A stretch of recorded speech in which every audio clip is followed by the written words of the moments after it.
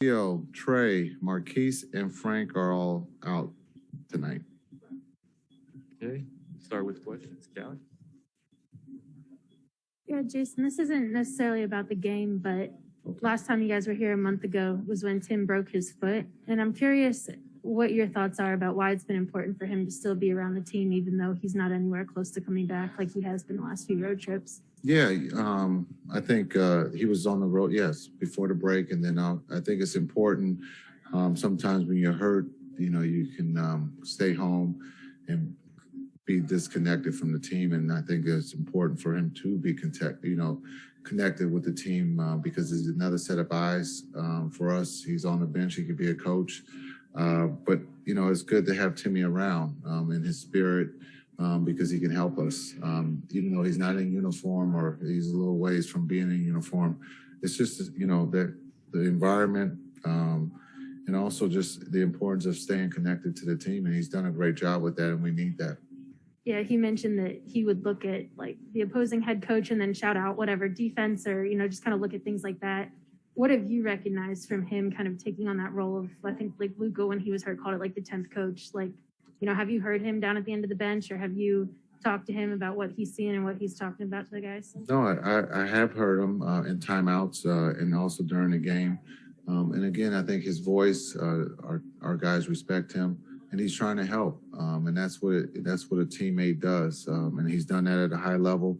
Again, being hurt, doing everything possible to give us that advantage. And so we need that, especially because I don't spend a lot of time that far down on the bench. So I'm in good hands if he's helping.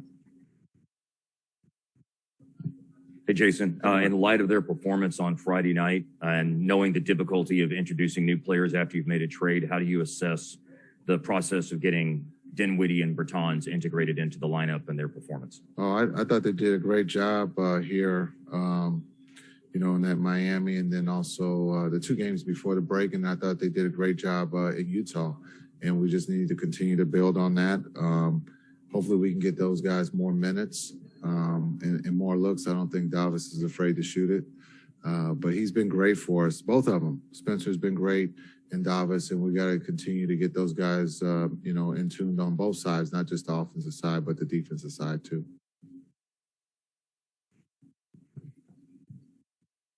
Hey, Jason, Ron Krychek from the San Francisco Chronicle. How you doing, Ron? Good to see you again. Good to see you. Sort of off topic, one of my colleagues is doing a piece on Cal basketball and the state of the program, and I saw you at the game last night.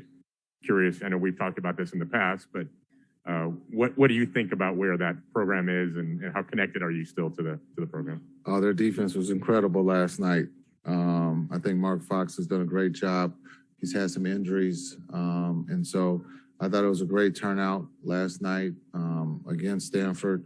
We're not where we want to be right now, but there's a process, and I think Mark and the AD are doing a great job there, and we'll get there. But I thought last night was anytime you can beat Stanford, it's always good. Nothing to get that against DP Dwight Powell, but our defense was really good, or their offense was really bad. But it was good to be back on campus. And then I got a chance to stop by the baseball game that was going on too, just to say hi to Mike. I'm a big fan of baseball and Cal baseball, so I got to say hi to him during the game, and then I left him alone to let him do his job. Jason, Robert Pack and Al Harrington, they are both coaching in the Basketball Africa League, and wanted to see what you thought about 2 former NBA players trying to figure out a way to be in your spot one day, taking an opportunity by going to Africa to do it. Yeah, I think that's a great opportunity, a great journey for 2 former players to go over to the African League and help. One, to start their coaching career. I think Robert's been coaching, but to be a head coach is a little different. But I think it's a great journey, and they'll be able to come back better. And then one day they'll be in this seat as a head coach in this league. Right, we'll move to Zoom for a couple. Eddie Sefko. How you doing, Eddie? Good, Coach. How are you doing? I'm just wondering, a guy like Dwight Powell, you mentioned, and I'm sure he doesn't take any offense about the Stanford and Cal stuff.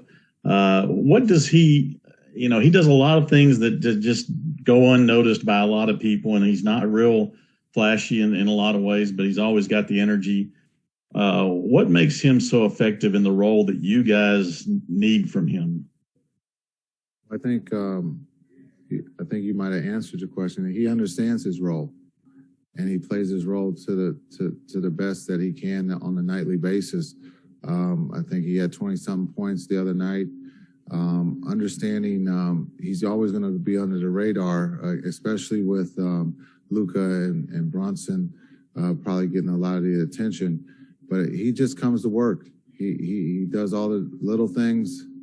Some would say, back in the day they were called dirty things, all the dirty work. But now he does all the little things to help us win. But he plays his role, again, coming from injury. He's comfortable. You can see that he's playing at a high level for us on not just the offensive end, but the defensive end. And he understands what we're asking him to do on both ends. And he's doing very well for us right now.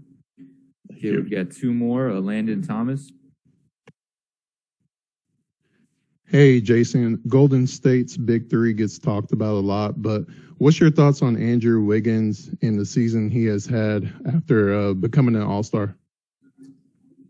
You guys are all asking good questions, and then you got the answers. I think when you talk about Wiggins, his season, he's an all-star. And so he's comfortable playing with Clay and Steph and Draymond. And I think he understands his role, and he's playing at a very high level. You're not named to the all-star team if you're not doing something special. And so you can see that he's comfortable here, and he has a lot of talent, and he's playing at a very high level for them. Last one, Ian. Yeah, Jason, I was just wondering from an offensive dynamic point, when Luka's posting up successfully as a bigger guard, what does that add to what you guys try to do offensively? Well, it helps, a lot of times because there's going to be a double team, and one of his strengths is being able to find the open person, open player. And so being able to get him on the post behind the defense or create a double team, it just, it's less energy that he has to spend because of that. But the big thing is we feel like we get the advantage and that we're going to get a great look. And if you don't double team, he's able to score. All right. Thank you, Coach. Thank you. All right. Recording stopped.